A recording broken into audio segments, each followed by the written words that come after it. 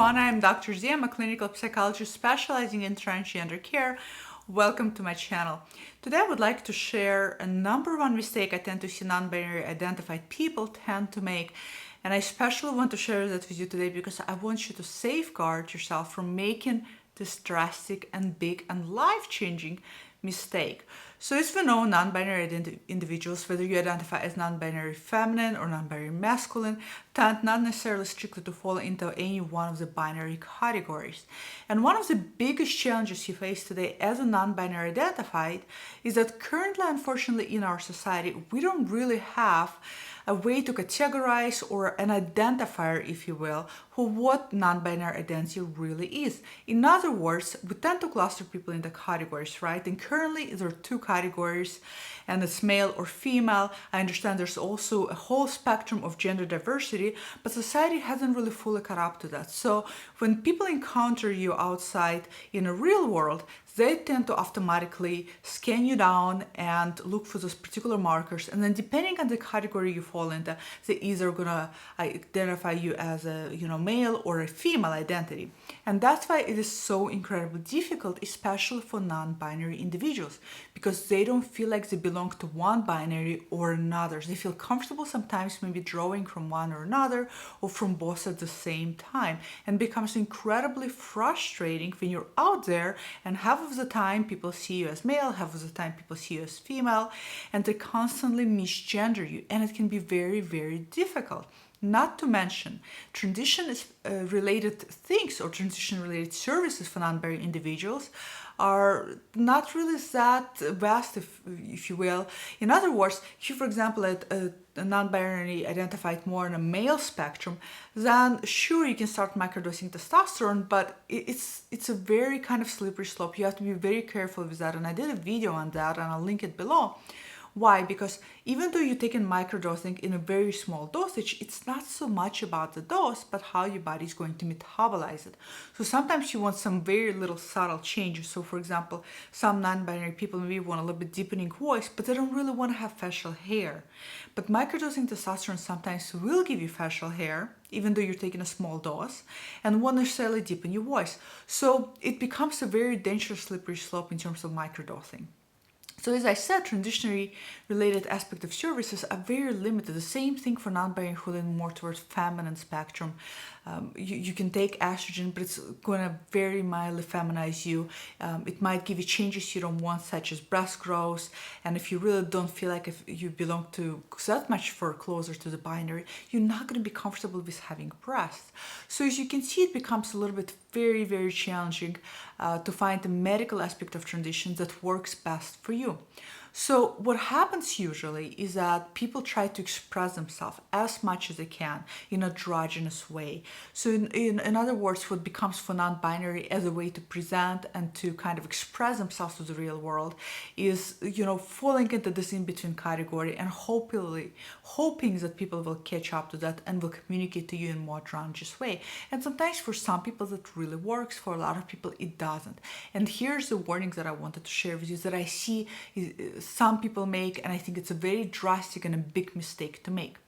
People get very fed up and get very, very frustrated being clustered either male or female when they identify as non-binary, and it becomes very difficult for them.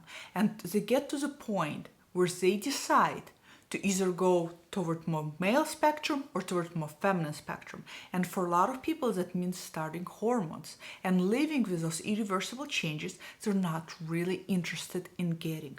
And I get why people do that. And I've seen people like that. I had people in my office who told me that they literally get exhausted correcting or letting people know how they identified, because again and again and again they get clustered either male or female category, and that's not how they see themselves. And I get it, that's not how you see yourself. You don't feel like you belong to either male or female realm, and it can be very difficult when the way you feel on the inside is completely invisible to the world on the outside. And I get it. After some point, you're going to get fed up and you're going to want to do something about it.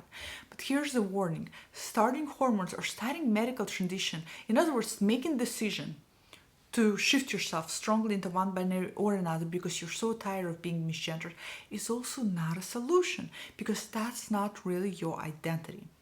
So you see how by choosing to undergo a medical transition, you really also bringing up an additional level of pain for yourself. Now I get it, it's very difficult to be misgendered, but now you're going to be gendered in one particular way consistently, but that's still going to be misgendering because that's still not how you identify on the inside.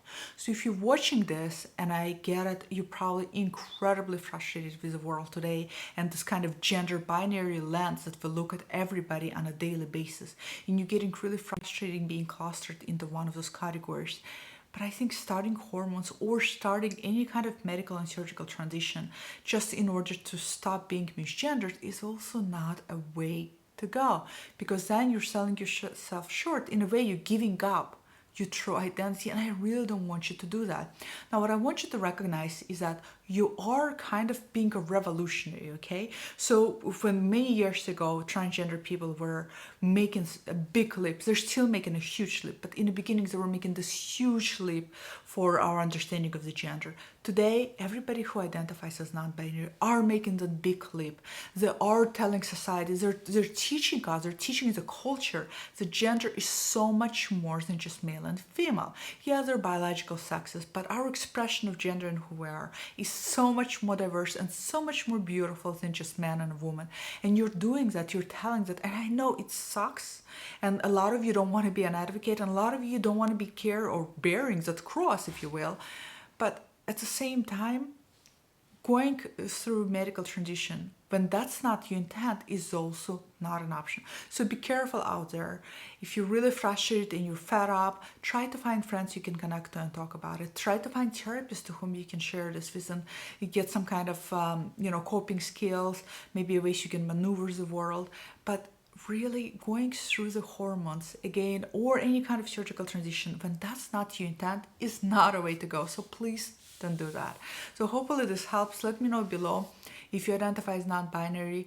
How has it been for you? I bet it's been really difficult living in today's world when people just don't seem to get it. Have you got to the point where you just felt like, screw this, I'm just gonna go ahead and belong to one binary or another because I'm getting so tired of people not knowing where I fit on the spectrum?